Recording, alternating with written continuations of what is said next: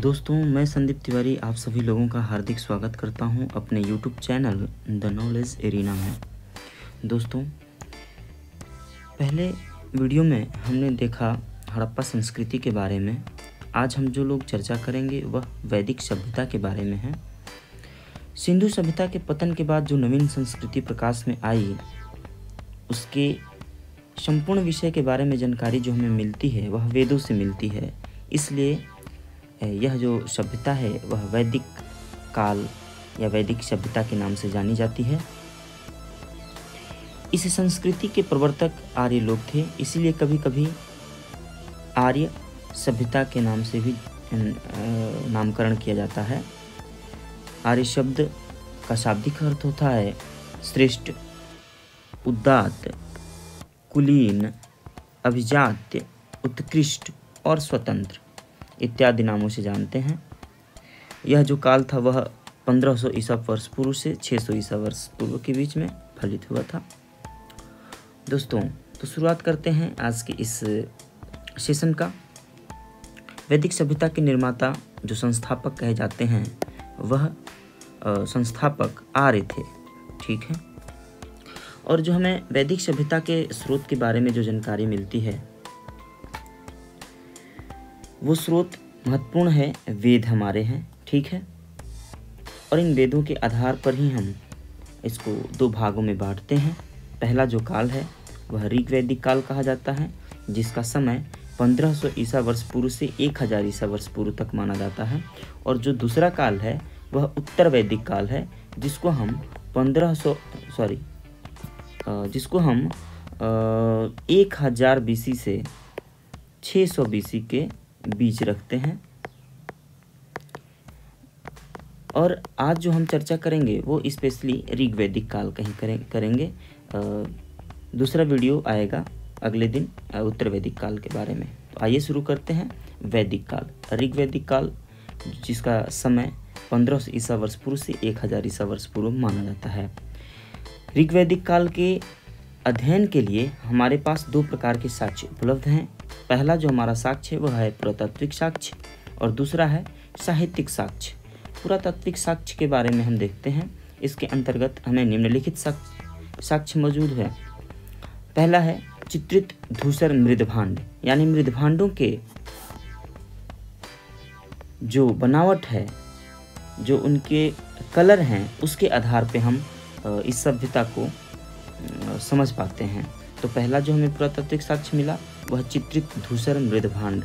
दूसरा है खुदाई में हरियाणा के पास भगवानपुरा में मिले 13 कमरों वाला मकान तथा पंजाब में भी प्राप्त 3 ऐसे स्थल जिनका संबंध ऋग्वैदिक काल से जोड़ा जाता है। तो अभी हमारे पास ये एक्सकेवेशन यानी खुदाई के दौरान प्राप्त हुए ये साक्ष्य थे।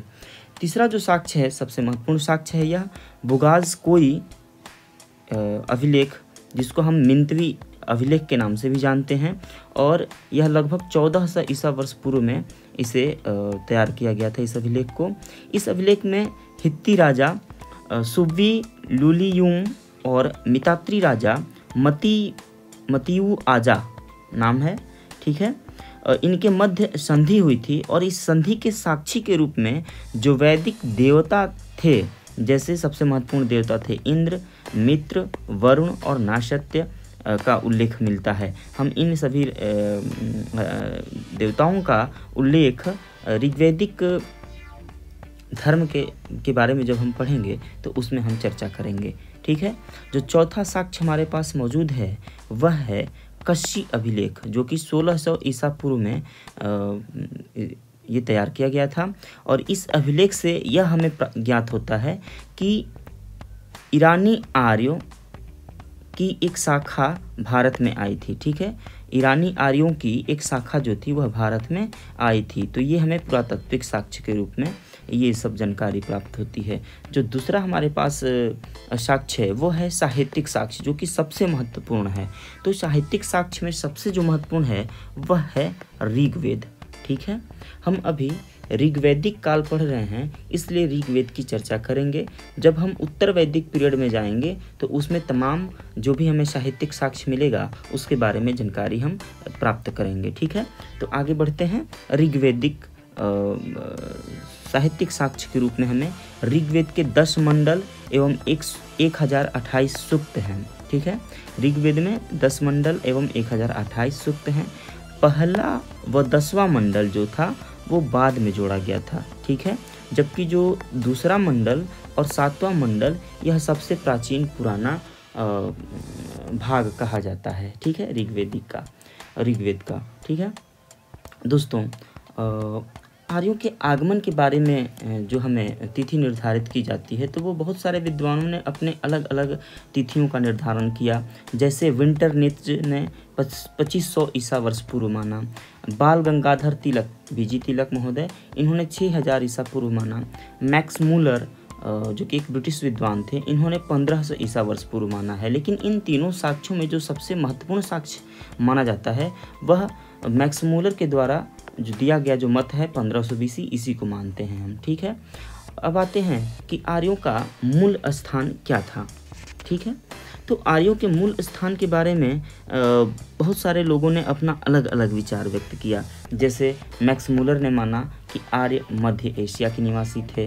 पंडित गंगानाथ झा, इन्होंने अपना विचार दिया ब्रह्मर्षि देश, ठीक है। गॉर्डन चाइल्ड और नेहरिंग, इन्होंने कहा कि आर्यों का मूल निवास स्थान दक्षिणी रूस था। तिलक, बाल गंगाधर तिलक ने कहा उत्तरी ध्रुव, आर्कटिक रीजन से इन्होंने बताया कि आर्यंस आए हुए हैं। गाइल्स ने हंगरी एवं डेन्यूब नदी की घाटी को माना, ठीक है। दयानंद सरस्वती, जिनकी जो एक पुस्तक थी उसमें अपना इन्होंने चर्चा किया कि जो आर्य थे वह तिब्बत से आए हुए हैं, ठीक है। उस पुस्तक का नाम था इंडियन हिस्टोरिकल ट्रेडिशन, ठीक है।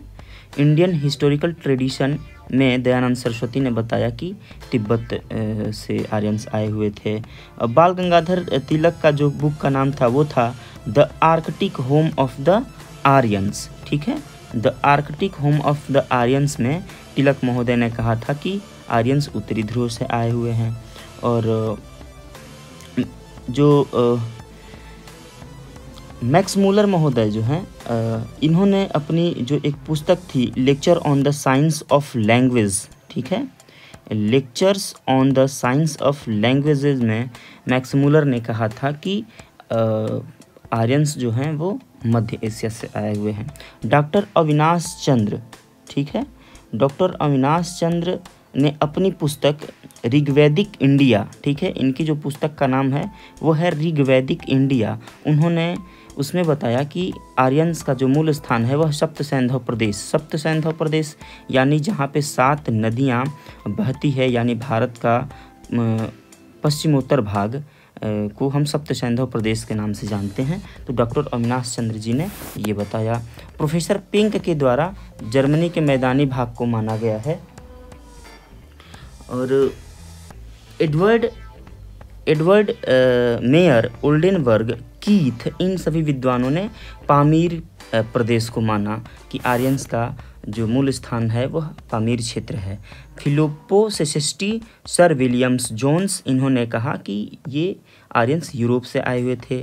के शर्मा ने माना कि हिमालय का जो मानस पार्ट है वहाँ से आर्यंस आए हुए हैं। तो हमने तमाम इन विद्वानों के अपने विचार को देखा, लेकिन आर्यों के मूल निवास के संदर्भ में अगर कोई विचार देता है तो वो सबसे ज़्यादा प्रमाणिक मत है कि आल्प्स पर्वत के पूर्वी भाग में स्थित यूरेशिया से आर्यंस आए हुए थे, ठीक है। अब हम चर्चा करते हैं राजनीतिक विस्तार के बारे में। तो राजनीतिक विस्तार के बारे में हम देखते हैं, डॉक्टर जैकोबी के अनुसार आर्यों ने भारत में कई बार आक्रमण किया और उनकी एक से अधिक कई शाखाएं भारत में आई थी, ठीक है, जिनमें से सबसे महत्वपूर्ण जो कबीला था वह भरत था, ठीक है। इसके शासक वर्ग का नाम त्रित्सु था, ध्यान रखिएगा, सबसे महत्वपूर्ण कबीला भरत और इसके शासक का नाम त्रित्सु था। इसी भरत कबीला यानी भरत के नाम से भारत देश का नाम भी भारत पड़ा था। ठीक है। ऋग्वेद में 5 कबीले का उल्लेख मिलता है। उनमें से महत्वपूर्ण थे पुरु, यदु, तुर्वस, अनु और द्रुह्यु थे। ठीक है। इन्हें पंचजन कहा जाता है। हम देखते हैं अब भौगोलिक विस्तार के बारे में। ठीक है। भौगोलिक विस्तार के बारे में जब आर्यंस 1500 बीसी से कुछ पहले आए थे तो उन्होंने सबसे पहले अपना निवास स्थान सप्त सैंधव प्रदेश को बनाया। इसके बाद से वो आगे की तरफ बढ़ते गए। ठीक है। तो सप्त सैंधव प्रदेश में हमें 7 नदियों का उल्लेख मिलता है जो कि ऋग्वेद में ही दिया हुआ है। ठीक है। तो सप्त सैंधव प्रदेश में 7 नदियाँ बहती थीं। आर्यों ने अपने अगले पड़ाव के रूप में कुरुक्षेत्र के निकट प्रदेशों को कब्जा कर उस क्षेत्र का नाम ब्रह्मावर्त रखा। ठीक है। फिर वो आगे बढ़ते हैं और यमुना और गंगा के दोआब क्षेत्र एवं उसके नज़दीकी प्रदेशों को कब्जा कर ब्रह्मर्षि देश का नाम रखा। ठीक है। फिर आर्यों ने हिमालय एवं विंध्याचल पर्वतों के बीच के क्षेत्र पर कब्जा कर उस क्षेत्र का नाम मध्य प्रदेश रखा। देखिए, आर्यंस जो थे वो बहुत ही ज़्यादा युद्ध कौशल में पारंगत थे। ठीक है। और उनका जो सबसे महत्वपूर्ण जो पशु था वह घोड़ा था और वो लोग घोड़े का ही उपयोग युद्ध क्षेत्र में किया करते थे। इसलिए वो बहुत ही युद्ध कौशल से पारंगत होने के कारण अनार्यों को वो लगातार हरा करके समूचे उत्तर पूर्वी भारत में उन्होंने अपना प्रभुत्व कायम किया। मनुस्मृति में सरस्वती और दृश्यद्वती नदियों के बीच के प्रदेश को ब्रह्मावर्त कहा गया है और आगे आकर के इसीलिए भारत का नाम भी क्या पड़ जाता है, आर्यावर्त कहा जाता है। ठीक है। ऋग्वेद में नदियों का उल्लेख देखते हैं तो ऋग्वेद में 25 नदियों का उल्लेख मिलता है। सबसे महत्वपूर्ण नदी सिंधु नदी, जिसको हम अभी सिंध नदी के नाम से जानते हैं। सबसे पवित्र नदियों के रूप में सरस्वती नदी को जाना जाता है। इसे नदीतमा भी कहा जाता है और ऋग्वेद में सरस्वती नदी को नदियों की अग्रवती, नदियों की माता, वाणी, प्रार्थना एवं कविता की देवी, बुद्धि को तीव्र करने वाली और संगीत की प्रेरणादायी कहा जाता है। ठीक है। अतः सरस्वती ऋग्वेद की सबसे पवित्र नदियों में से एक थी। ठीक है। सरस्वती जो अब राजस्थान के रेगिस्तानों में विलीन हो गई है, इसकी जगह पे अब घग्घर नदी, ठीक है, इसके जगह पे अब घग्घर नदी बहती है। ठीक है। तो ये विलीन हो गई नदी है। गंगा नदी का 1 बार और यमुना का 3 बार उल्लेख मिलता है। ठीक है। ऋग्वैदिक नदियों के प्राचीन नाम और आधुनिक नाम में हम थोड़ा सा विश्लेषण कर लेते हैं कि ऋग्वेद में क्रुभु नदी का उल्लेख है। इसे हम आधुनिक नाम कुर्रम नदी के नाम से जानते हैं। कुंभा नदी को काबुल के नाम से जानते हैं। वितस्ता को झेलम के नाम से जानते हैं। अश्किनी को चिनाब के नाम से जानते हैं तथा पुरुषनी नदी को रावी के नाम से जानते हैं। शतुद्री सतलज नदी को, विपाशा व्यास नदी को, सदानीरा गंडक नदी को जाना जाता है। दृश्यद्वती घग्घर नदी को जाना जाता है। गोमती गोमल नदी को, सुवास्तु स्वात नदी को कहा जाता है। सिंधु सिंध नदी को, सुषोमा सोहन नदी को और मरुद्वृधा मरुवर्मन नदी को के नाम से जाना जाता है। अब आते हैं, देखते हैं कि क्या ऋग्वेद में समुद्र का उल्लेख मिलता है। तो हाँ, ऋग्वेद में एक कहानी का चर्चा है कि ऋग्वेद में भुज की नौका दुर्घटना वाली कहानी जो है वह जल यात्रा के ऊपर प्रकाश डालती है। ठीक है। तो क्योंकि जो ऋग्वैदिक सभ्यता के जो लोग थे वह शायद बेबीलोन तक अपने व्यापार किया करते थे, तो इसलिए जो क्योंकि समानता देखी जाती है कि क्योंकि बेबीलोन में भी जो माप तौल की इकाई थी मन, ठीक है, एक माप तौल की इकाई है मन, और अभी भी इसका जिक्र होता है। 1 मन बराबर 40 kg हम लोग मानते हैं, स्पेशली गाँव में ये अभी भी प्रचलित है। तो इसका जिक्र हमें ऋग्वेद में भी मिलता है कि जो वहाँ की माप तौल की इकाई थी वह वैदिक तौल इकाई मन के समानता में थी, तो इसलिए समुद्र यात्रा पर इससे भी प्रकाश पड़ता है। ऋग्वेद के 2 मंत्र 9वें और 10वें मंडल में भी 4 समुद्रों का उल्लेख मिलता है। ठीक है, पर्वत के बारे में हम जिक्र करते हैं। तो ऋग्वैदिक आर्य जो थे वह हिमालय से परिचित थे, लेकिन ध्यान रखिएगा कि वो विंध्य पर्वत, ठीक है, विंध्य से और सतपुड़ा से वो प्रचलित सतपुड़ा से वो परिचित नहीं थे। ठीक है, लेकिन कुछ हिमालय की चोटियाँ जैसे कि हिमवंत, मूजवंत, सर्पणावंत, आर्जिक तथा सुषोम, इन नामों का उल्लेख जो है वो ऋग्वेद में किया गया है। स्पेशली मुजवंत पर्वत को वो लोग जो सुमरस की जो जड़ी बूटी थी उसके लिए ये विख्यात था।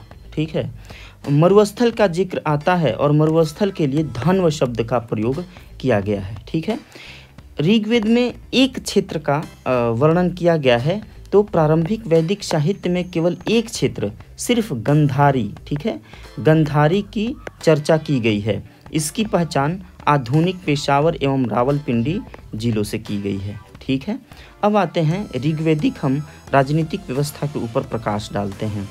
तो जब आर्य भारत पर आगमन किए तो उनका संघर्ष जो था वो अनार्यों से हुआ और अनार्य को भारत के मूल निवासी के रूप में जाना जाता है। ठीक है, अनार्यों को बहुत ही अलग अलग नामों से जाना जाता है, जैसे उन्हें अनसा, ठीक है, अनार्यों के लिए शब्द का प्रयोग किया जाता है अनसा। ठीक है, अनसा का तात्पर्य हुआ चपटी नाक वाला। ठीक है, चपटी नाक वाला। अकर्मण, ठीक है, इसका भी नाम आता है। अकर्मण का अर्थ हुआ जो कि वैदिक कर्मों में विश्वास न करने वाला हो। ठीक है, जो वैदिक कर्म में विश्वास नहीं करता हो उसको अकर्मण कहा जाता था। तो अनार्य के लिए अकर्मण शब्द का भी प्रयोग हुआ है। फिर उसके बाद शिष्णदेवा, ठीक है, एक शब्द शिष्णदेवा मतलब लिंग का पूजन करने वाला कहा गया है। ठीक है, तो इसमें अनार्य के तमाम शब्दों से सुशोभित किया गया है। ठीक है, अब देखते हैं कि दशराग्य युद्ध, जो कि भारत में आर्य के आगमन होने पर इन अनार्यों के साथ जो संघर्ष हुआ था उसे हम दशराग्य युद्ध के नाम से जाने जाते हैं। तो इस दशराग्य युद्ध की जो लड़ाई हुई थी वह पुरुषनी नदी के तट पर हुई थी, जिसमें भरत वंश, भरत कबीले वंश का जो राजा था सुदास, उसके बीच और अन्य जो 10 जन थे जिन्हें हम दस्यु कहा जाता है। तो इनमें पुरु, यदु, तुर्वश, अनु, द्रुह्यु, अलीन, पख्त, भलानस, विषाणिन और शिव, इन 10 राजाओं के मध्य हुआ था, जिसमें सुदास विजयी हुआ था। ठीक है, सुदास विजयी हुआ था। सुदास के जो गुरु माने जाते हैं इन कबीलों के, वो थे वशिष्ठ। ठीक है, वो वशिष्ठ जी थे। और इन जो 10 दस्यु जिनको कहा जाता है, इनके जो थे वो विश्वामित्र थे। ठीक है, विश्वामित्र जी थे। तो इन आपसी मतभेदों के चलते, ठीक है, विश्वामित्र और वशिष्ठ के आपसी मतभेदों के चलते ये युद्ध हुआ था, जिसे हम दशराग्य युद्ध के नाम से जानते हैं, जिसमें भरत वंश के राजा सुदास विजयी हुआ था। और इसके बाद से ही भारत पर अपना प्रभुत्व कायम करने में आर्यन सफल हुए थे। ठीक है, अब आते हैं ऋग्वैदिक राजनीतिक व्यवस्था के ऊपर में। तो जो ऋग्वैदिक कालीन राजनीतिक व्यवस्था थी वह कबीलाई व्यवस्था पर आधारित थी। कबीलाई का तात्पर्य क्या हुआ कि जो ग्रुप था, है ना, जिसमें कबीले जो थे वो कबीले का जो रूप था वह एक संगठित रूप था और कबीले को जन भी कहा जाता था। ठीक है, कबीला को जन भी कहा जाता था। जन का जो प्रशासन था वो कबीले का मुखिया किया करता था। ठीक है, कबीले का मुखिया करता था, जिसे क्या कहा जाता था, जिसे राजन कहा जाता था। ठीक है, राजा को गोप भी कहा जाता था, राजन भी कहा जाता था। ठीक है, और राजा को अनेक नाम, जैसे पुरयेता, पुरयेता का तात्पर्य हुआ जो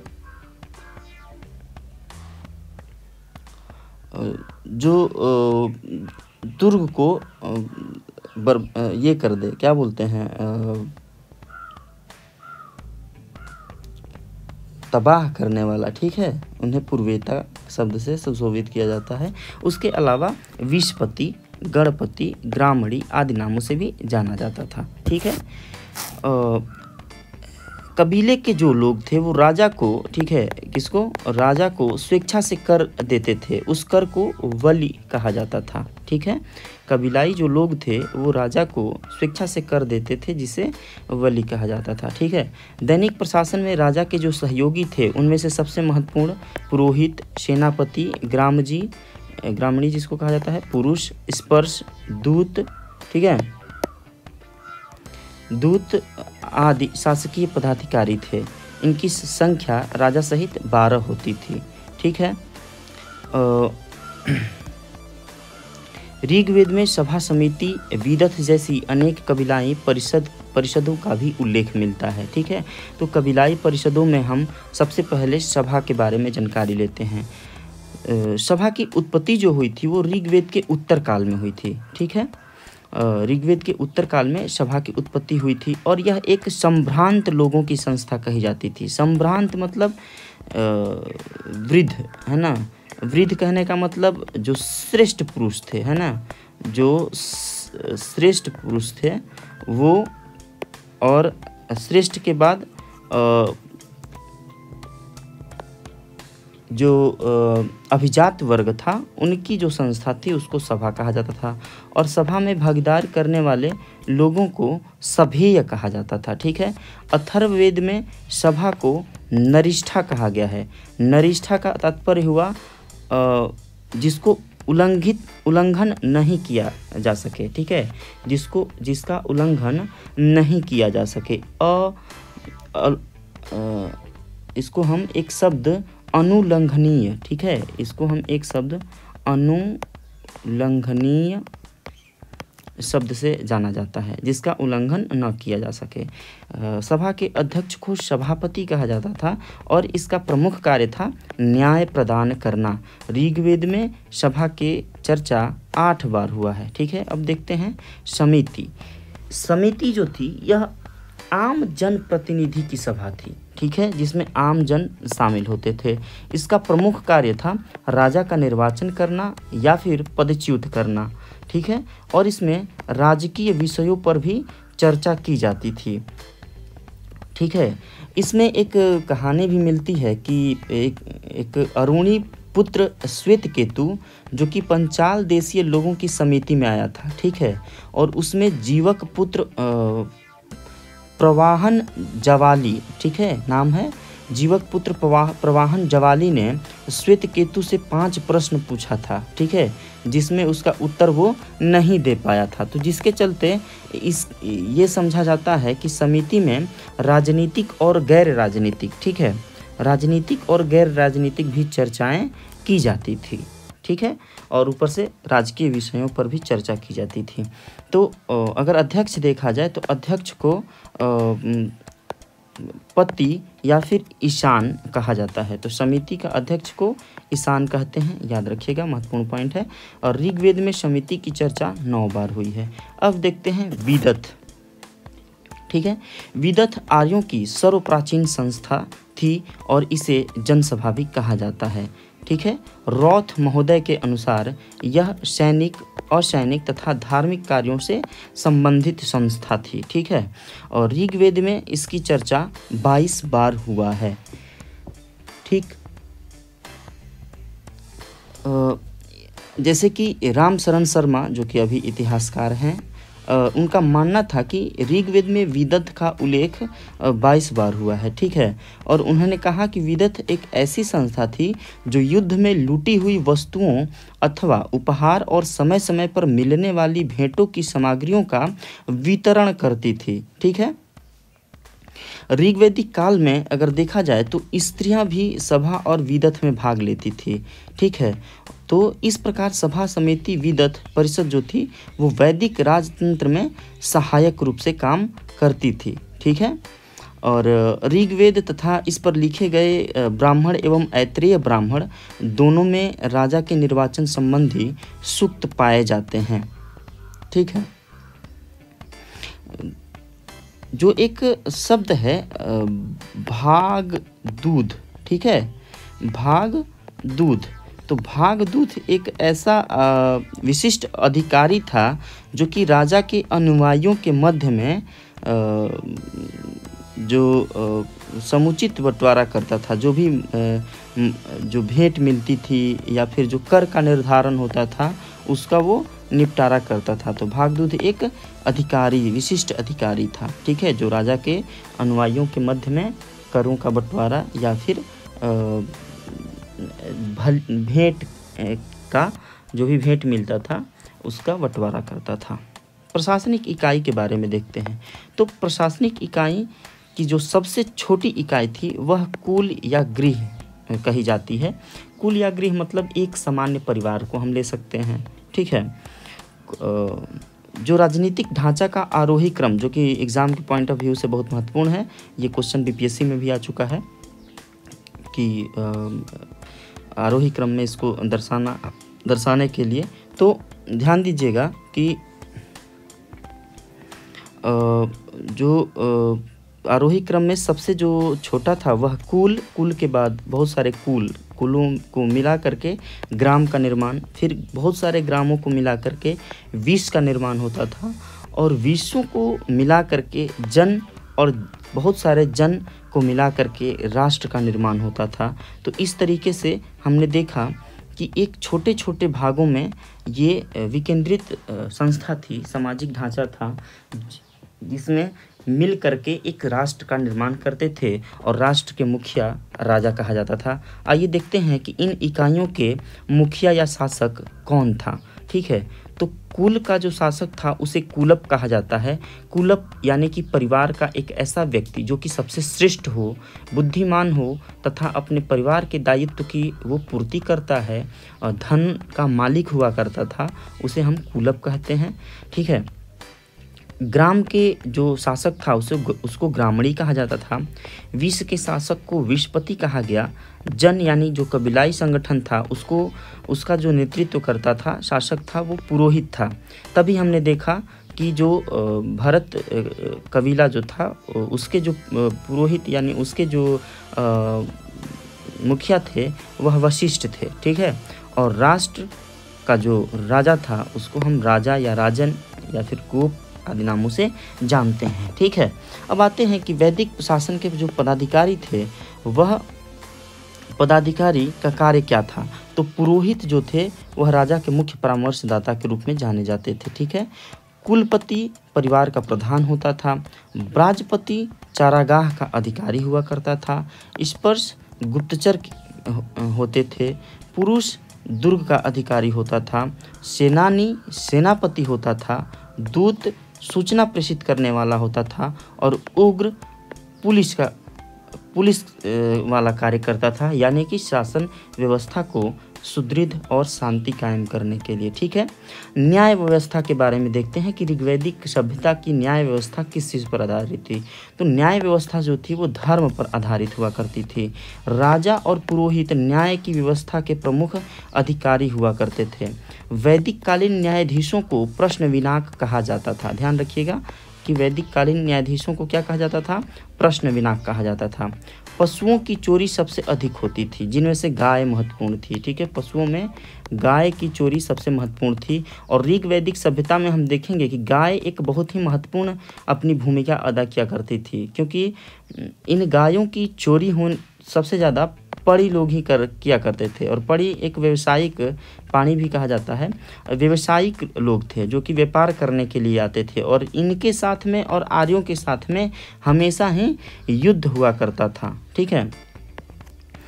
युद्ध हुआ करता था, इसीलिए युद्ध का पर्याय जो है वो गाय का जो एक वर्ड है गविष्ट, गाय का अन्वेषण, तो इस गविष्ट शब्द को ही युद्ध का पर्याय माना जाता था। क्यों? क्योंकि पाणी लोग गायों की चोरी करते थे और आर्य इनसे युद्ध किया करते थे, तो इसका भी जिक्र ऋग्वेद में मिलता है। देर देय ये एक प्रथा थी जो कि बदला चुकाने वाली प्रथा थी। बदला चुकाना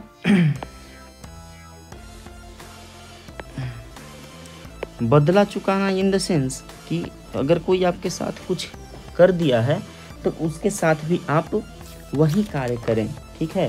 तो देर देय जो थी यह एक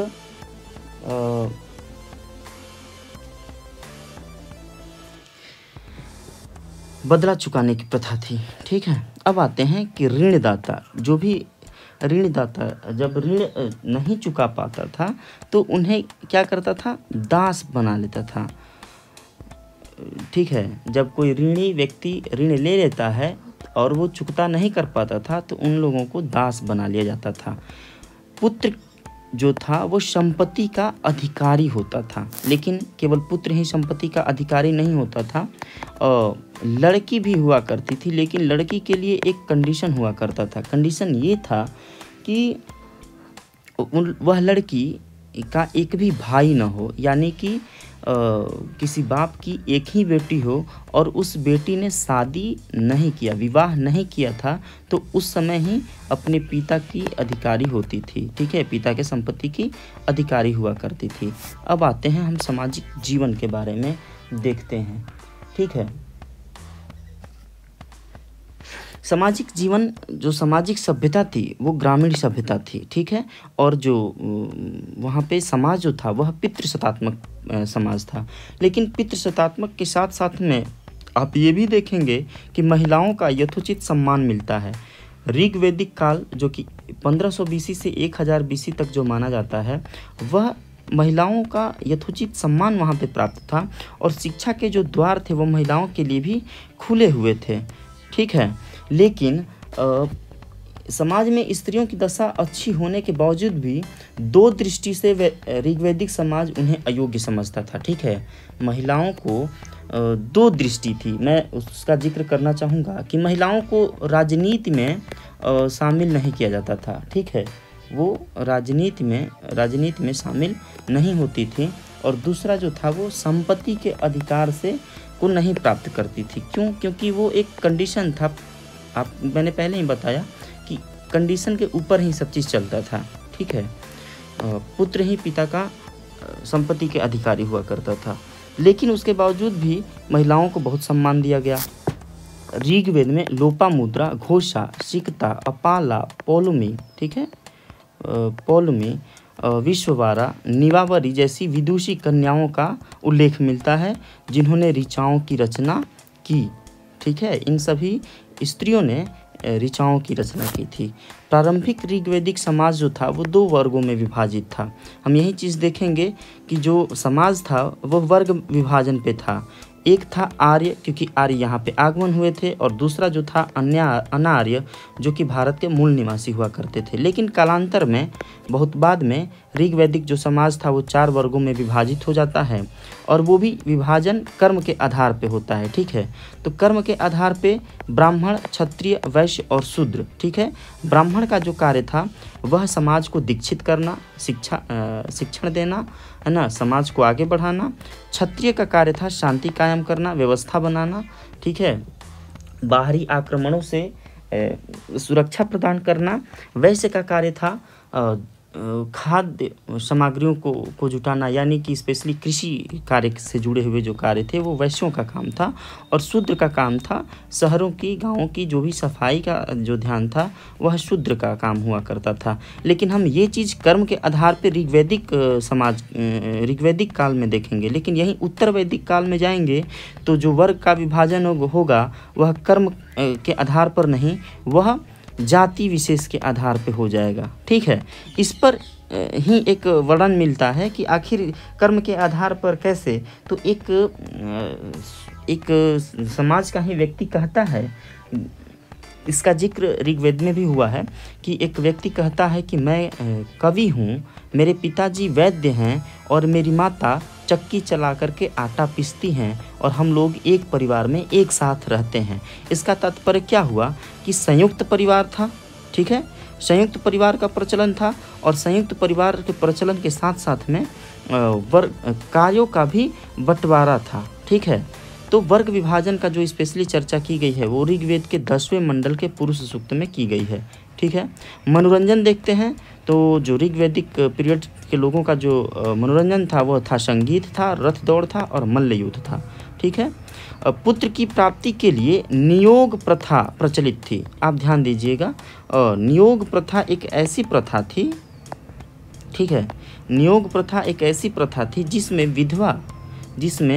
विधवा जो थी वो अपने देवर के साथ में साहचर्य स्थापित करती थी, ठीक है, साहचर्य स्थापित करती थी। तो आप देख सकते हैं कि कितनी खुली मानसिकता के जो हमारा समाज था वो कितनी खुली मानसिकता के लोग थे, ठीक। तो ये नियोग प्रथा में कंडीशन यही था कि उस विधवा का कोई पुत्र ना हो, ठीक है, और पुत्र की प्राप्ति के लिए इस नियोग प्रथा को अपनाना पड़ता था, तो अपने देवर के साथ साहचर्य स्थापित करना पड़ता था, ठीक है, ये ध्यान रखिएगा।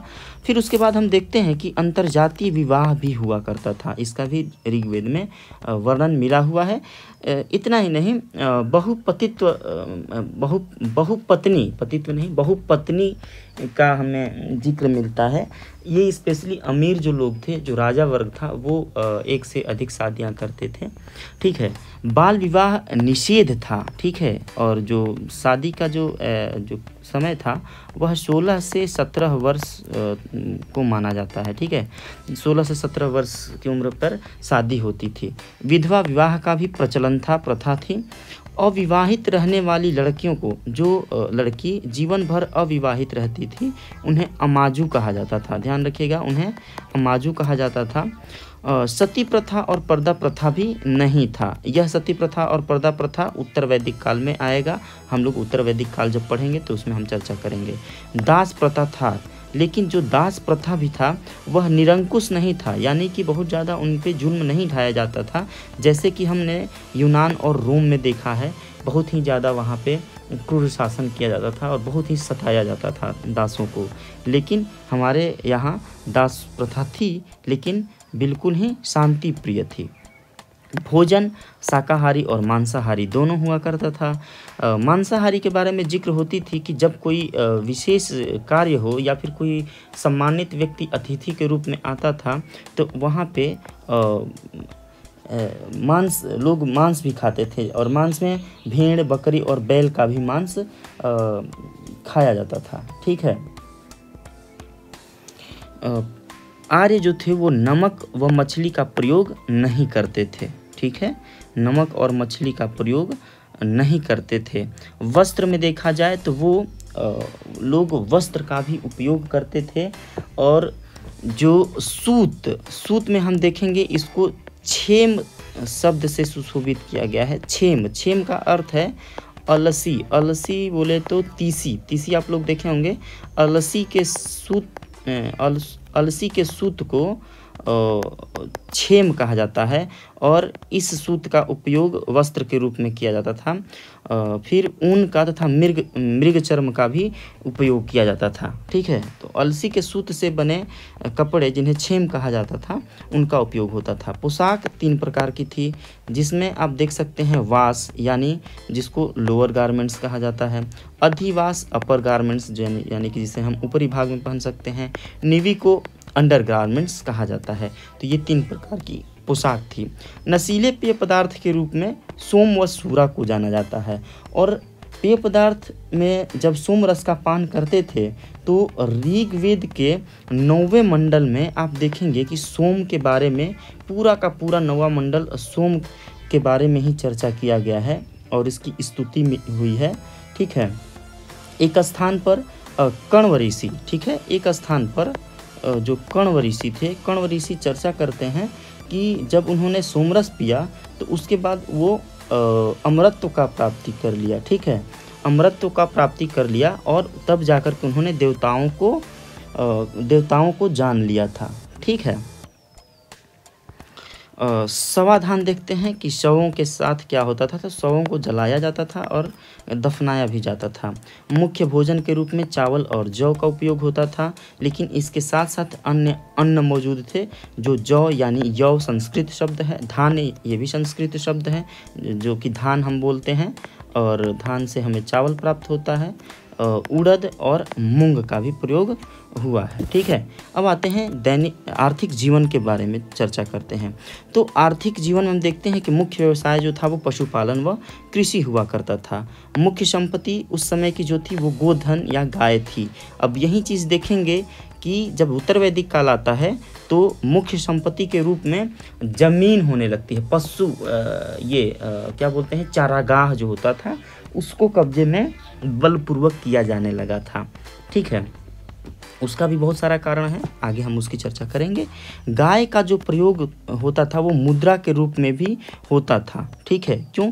क्योंकि वस्तु विनिमय का एक साधन थी। गाय भी वस्तुओं के विनिमय में एक अपनी भागीदारी होती थी। तो गाय के साथ साथ में निष्क का भी उपयोग होता था। हम आगे इसका भी जिक्र करेंगे। निष्क एक आभूषण भी, पहले आभूषण था लेकिन बाद में यह एक मुद्रा धारण कर लेता है। ठीक है, तो ये भी सोने की मुद्रा, सोने का आभूषण और सोने की मुद्रा को हम निष्क जानते हैं। ये क्वेश्चन आ चुका है यूपीएससी और बीपीएससी में भी। ठीक है, गाय को अघन्या यानी न मारने योग्य कहा गया है। ठीक है, कहीं कहीं पर वध के प्रमाण मिले हैं, लेकिन उसके वध कर देने वालों को 100 वेदों का दान देना पड़ता था। ठीक है, और ये भी बता देता हूँ कि ऋग्वैदिक समाज में मृत्यु दंड की अवधारणा नहीं थी। ठीक है, हल के लिए लागल या अथवा शीर शब्द का प्रयोग हुआ है। ठीक है, लागल अथवा शीर शब्द का प्रयोग हुआ है।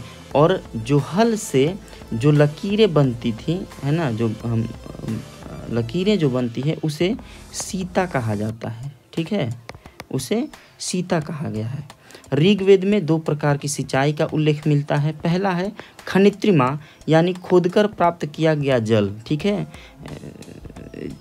मतलब खनित्रिमा सिंचाई की वह माध्यम थी जिसके द्वारा खोद करके जल की प्राप्ति की जाती थी। और दूसरा था स्वयंजा यानी प्राकृतिक जल के द्वारा जो सिंचाई होती थी उसे स्वयंजा कहा जाता था। चतुर्थ मंडल में खेती की प्रक्रिया का विशेष रूप से वर्णन हमें मिलता है। 5 प्रकार के चावलों का भी उल्लेख हमें प्राप्त होता है, और वो 5 प्रकार के चावल थे महाव्रीहि, कृष्णव्रीहि, शुक्लव्रीहि, आशुधान्य और हायन। ठीक है, समय के लिए जिस माप का उपयोग किया जाता था वो था गोधुली, तथा दूरी के माप के लिए गवयतु शब्द का प्रयोग हुआ है। खिल्य भूमि माप की इकाई हुआ करती थी। ठीक है, ऋग्वैदिक काल में राजा भूमि का स्वामी नहीं होता था। ध्यान रखिएगा कि ऋग्वैदिक काल में राजा जो था वो भूमि का स्वामी नहीं होता था, वो सिर्फ एक न्यायिक अधिकारी हुआ करता था जो कि शासन सत्ता संभालता था। ठीक है, पशुओं के कानों पर स्वामित्व के चिन्ह भी लगा दिए जाते थे। ठीक है, आप लोग अभी भी देखे होंगे कि जो भेड़ चराने वाले यानी जिसके पास ज़्यादा मात्रा में जानवर मौजूद होते हैं तो वहाँ पे स्वामित्व के लिए, पहचान के लिए अलग अलग रंगों से उन्हें रंग दिया जाता है। तो उस समय भी पशुओं के कानों पर स्वामित्व का चिन्ह लगा दिया जाता था। और गाय को अवटकरणी के नाम से भी जाना जाता था। घोड़ा आर्यों का अति उपयोगी पशु था। पहले बताया हूँ कि युद्ध के कौशल क्षेत्र में इनका उपयोग बहुत ज़्यादा था। उपजाऊ भूमि को उर्वरा कहा जाता था। ठीक है, उपजाऊ भूमि को उर्वरा कहा जाता था। वाणिज्य व्यापार में देखते हैं, व्यापार करने वाले व्यक्ति को पाणी कहा जाता था। ठीक है, और ये पाणी वर्ग कहा जाए तो व्यापार के साथ साथ में भी चोरी भी किया करते थे और गायों को चुराते भी थे। गण और व्रात ये व्यवसायिक संघ के रूप में उल्लेख किया गया है। ठीक है, गण और व्रात को व्यवसायिक संघ के रूप में उल्लेख किया जाता है। व्यापार स्थल और जल मार्ग दोनों से होता था। ठीक है, यानी कि हमने देखा भी है कि नौका से भी और नौका यानी जल मार्ग से और स्थल मार्ग पर स्पेशली बैलगाड़ी का उपयोग होता था। ठीक है, सूदखोर को वेक नॉट कहा जाता था। ठीक है। जो लोग सूद लेते थे उन्हें वेकनॉट कहा जाता था। क्रय विक्रय के लिए विनिमय प्रणाली का प्रयोग होता था। विनिमय मतलब वस्तुओं का आदान प्रदान, ठीक है। अनस शब्द का प्रयोग बैलगाड़ी के लिए हुआ है, ध्यान रखिएगा। अनस शब्द का प्रयोग बैलगाड़ी के लिए हुआ है। गाय व निष्क, बहुत ही महत्वपूर्ण पॉइंट है, गाय व निष्क विनिमय के माध्यम थे, ठीक है। मैंने निष्क को बताया है कि निष्क जो था वह क्या था, आभूषण और द्रव्य के रूप में भी जाना जाता था, सोने का, ठीक है। पहले ये आभूषण हुआ करते थे, सोने के हार को निष्क कहा जाता था, लेकिन बाद में इसका प्रयोग सिक्कों के भी रूप में किया जाने लगा। सोने के सिक्कों का भी उपयोग किया जाने लगा, जिसको निष्क कहा जाता था। ये बहुत महत्वपूर्ण है। इस काल में सोना, तांबा और कांसा का प्रयोग होता था, ठीक है। स्पेशली ये समझ लीजिएगा कि जब आर्यंस भारत में आए तो उन्होंने सबसे पहले जिस धातु का उपयोग किया था वह तांबा था। और हम देखेंगे कि लोहे का जो आविष्कार है वो 1000 BC यानी उत्तर वैदिक काल में किया गया है। जब से लोहे का आविष्कार हुआ पूरा व्यवस्था ही बदल गई, ठीक है। क्योंकि जिसके हाथों में सत्ता थी वह हथियारों का निर्माण करके अपना प्रभुत्व कायम करने लगा, और इस तरीके से एक शासन शांति प्रिय जो व्यवस्था थी वह धन लोलुपता में फंस करके रह गई, ठीक है। तो उत्तर वैदिक काल में हम देखेंगे कि पूरा समाज कैसे बदल जाता है, ठीक है। ऋण लेने व देने की प्रथा को कुशीद कहा गया, ठीक है। जो लोग ऋण लेते थे और देते थे तो जो ये प्रथा थी इसको कुशीद कहा गया है, ठीक है। उद्योग धंधे देखते हैं तो कारीगर, स्पेशली जो कारीगर थे उन्हें बढ़ई, शतकर, चर्मकार और कुम्भकार थे। बढ़ई को तसड़ कहा जाता था। चर्मकार चमड़े की वस्तुएं तैयार करते थे। कुम्भकार मिट्टी के बर्तन बनाते थे, और मिट्टी के बर्तन बनाने का कार्य भी एक व्यवसायिक कार्य था। वैद्य जो चिकित्सक होते थे उनके लिए एक शब्द भीषक शब्द का प्रयोग किया गया है, ठीक है। अब आते हैं वैदिक साहित्य के बारे में चर्चा करते हैं। तो वैदिक साहित्य में हम स्पेशली ऋग्वेद की ही चर्चा करेंगे, क्योंकि ये ऋग्वैदिक काल में ऋग्वेद की ही रचना हुई थी। और उत्तर वैदिक काल में हम देखेंगे कि बहुत सारे साहित्यों की रचना की है। तो जब हम उत्तर वैदिक काल के बारे में पढ़ेंगे तो उसकी चर्चा करेंगे। तो ऋग्वेद स्तुति मंत्रों का संकलन है, ठीक है। इस मंडल में विभक्त ऋग्वेद में 1017 सूक्त हैं। इन सूक्तों में 11 बालखिल्य सूत्रों को जोड़ देने पर कुल 1028 सूक्त हो जाते हैं, ठीक है। और जो ऋचाओं की संख्या है वो 10,462 माना जाता है, ठीक है। तो ऋग्वेद के जो संकलन करता थे वेद व्यास जी थे, ठीक है। वेद व्यास, महर्षि द्वैपायन वेद व्यास कहा जाता है। तो संकलन करता मतलब उन्होंने सिर्फ संकलन किया है, इन वेदों का संकलन किया है, न कि लिखा है, ठीक है। संकलित करके लिखे हैं, इसीलिए उन्हें वेद व्यास कहा जाता है, ठीक है, यानी वेदों के ज्ञाता।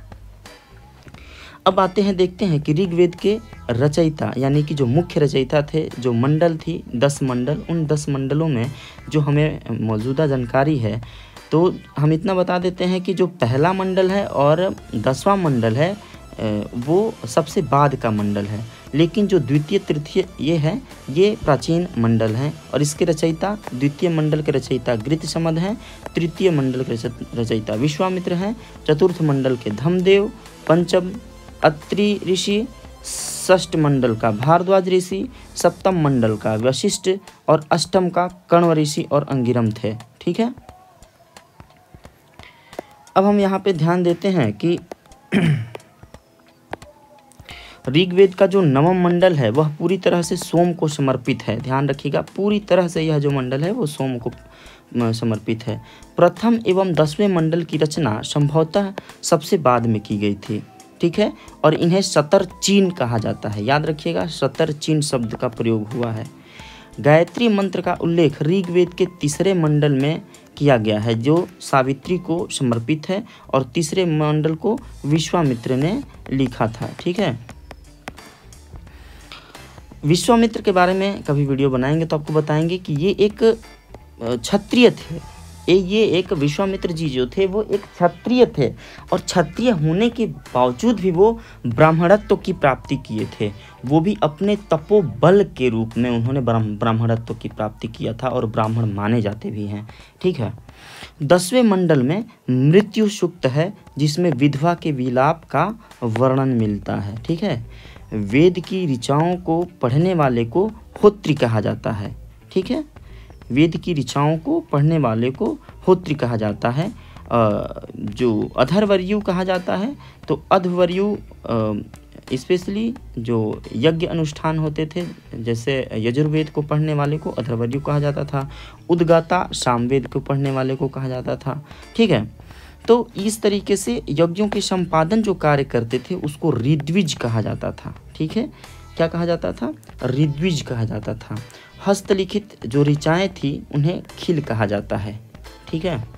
अब आते हैं ऋग्वैदिक धर्म के बारे में ध्यान देते हैं।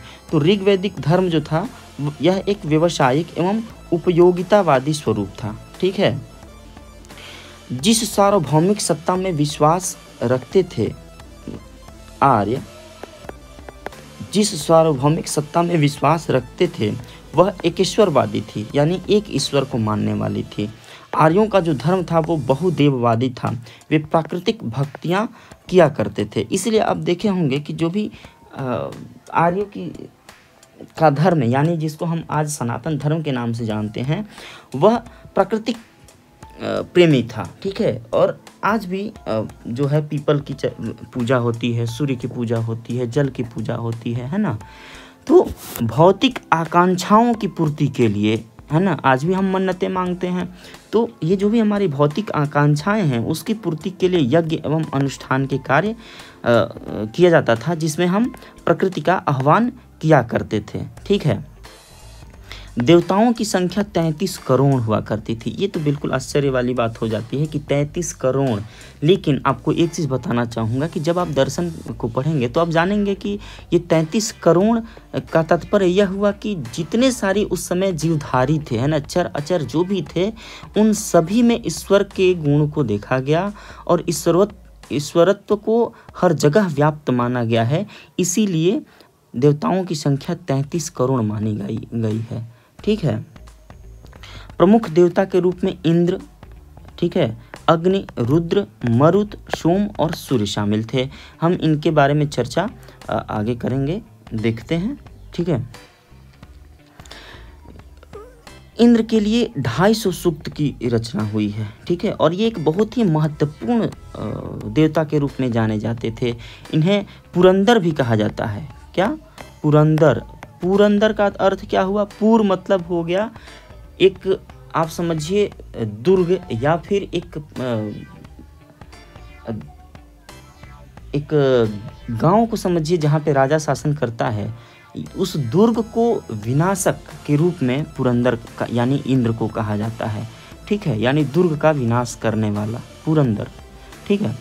अग्नि को अतिथि कहा गया है। ठीक है। अतिथि इसलिए कहा गया है क्योंकि मातीश्वरन जो थे, मातीश्वरन ने स्वर्ग से इन्हें लाया था, इसीलिए अग्नि को अतिथि के रूप में जाना जाता है। इनके लिए 200 सूक्तों का उल्लेख हुआ है, और इंद्र के बाद से जो दूसरे नंबर पे सबसे महत्वपूर्ण है वो अग्नि को ही जाना जाता है। जल देवता वरुण को माना जाता है। शिव को त्र्यंबक कहा जाता है।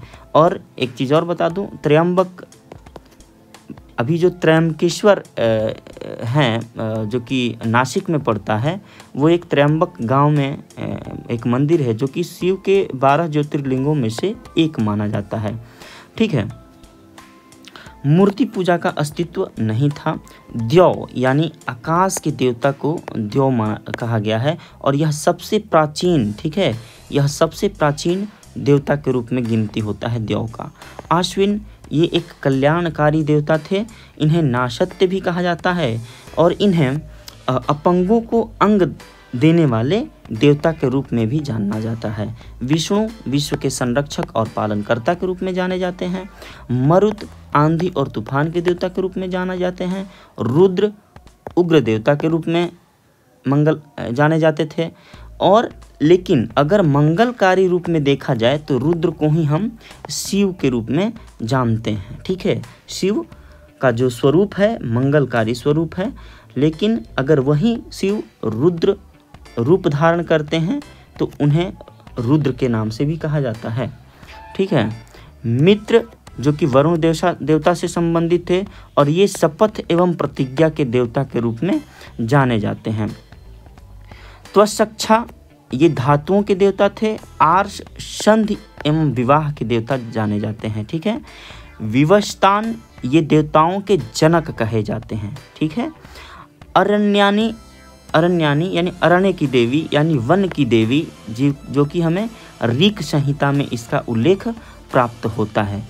अब आइए चर्चा करते हैं कुछ ऋग्वैदिक कालीन महत्वपूर्ण शब्द एवं उनके उल्लेख के बारे में कि कितनी बार किसका जिक्र हुआ है। तो मैं यहाँ पे आपको एक नोट्स दे देता हूँ, ध्यान से आप लोग देख लीजिएगा।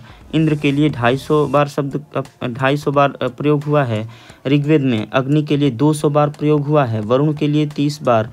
जन के लिए 275 बार का प्रयोग हुआ है ना। विष के लिए 171, पिता के लिए 335, माता के लिए 234 बार प्रयोग हुआ है। वर्ण के लिए 23 बार प्रयोग हुआ है। ग्राम के लिए 13 बार हुआ है। आप देख लीजिएगा। राष्ट्र के बारे में स्पेशली 10 बार प्रयोग हुआ है। सभा समिति को बताए ही हैं। विद्युत का 122 दिया हुआ है लेकिन 22 माना गया है। गंगा के लिए 1, यमुना के लिए 3, राजा के लिए 144 बार एक बार और सोम देवता के लिए 144 बार जिक्र किया गया है। ठीक है। पृथ्वी के लिए 1 बार प्रयोग हुआ है। तो इस तरीके से हमने आज बहुत अच्छे तरीके से ऋग्वैदिक समाज और इसकी राजनीतिक व्यवस्था, धार्मिक व्यवस्था के बारे में जिक्र किया है। आशा मैं करता हूँ कि आप लोगों को अच्छे से समझ में आया होगा। अगर अच्छा लगा होगा तो आप चैनल को लाइक सब्सक्राइब जरूर करिएगा, शेयर करिएगा। धन्यवाद आप सभी लोगों का। आपका दिन शुभ हो।